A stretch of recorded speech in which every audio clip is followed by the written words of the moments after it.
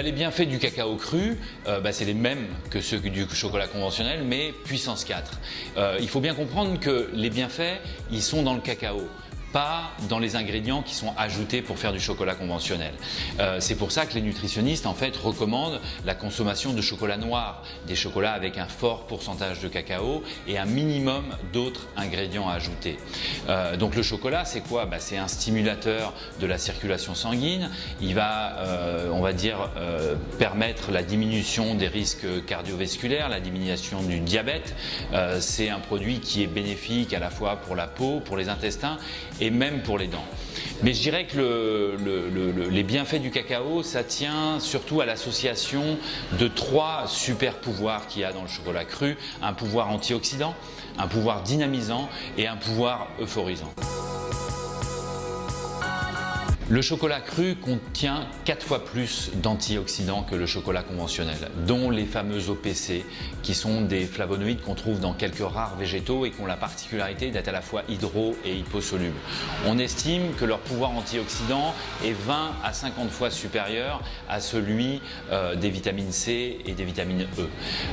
Ensuite, ces antioxydants, en fait, ils entrent dans une multitude de phénomènes organiques et contribuent en fait à la santé générale de l'organisme.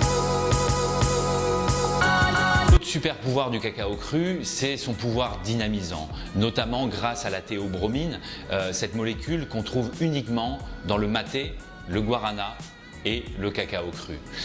Elle est souvent comparée à la caféine, mais elle fonctionne en fait différemment. Elle a une double action. Elle va à la fois stimuler le système nerveux central et parallèlement, elle va bloquer nos récepteurs de fatigue. Ensuite, le troisième super pouvoir du cacao cru, c'est son côté euphorisant. Si le chocolat conventionnel est déjà reconnu pour avoir un effet sur la bonne humeur, voire même être antidépresseur, le chocolat cru, lui, peut être carrément euphorisant. Et ça tient essentiellement à une molécule, la PEA, la phényléthylamine, qu'on appelle également vulgairement l'hormone du bonheur. C'est une molécule en fait que notre cerveau produit aussi naturellement, par exemple quand on a un effort physique prolongé ou plus intéressant encore quand on a un coup de foudre. On a constaté que les personnes par exemple dépressives étaient carencées en PEA alors que les amoureux par exemple concentraient dans leur cerveau de grandes proportions de PEA.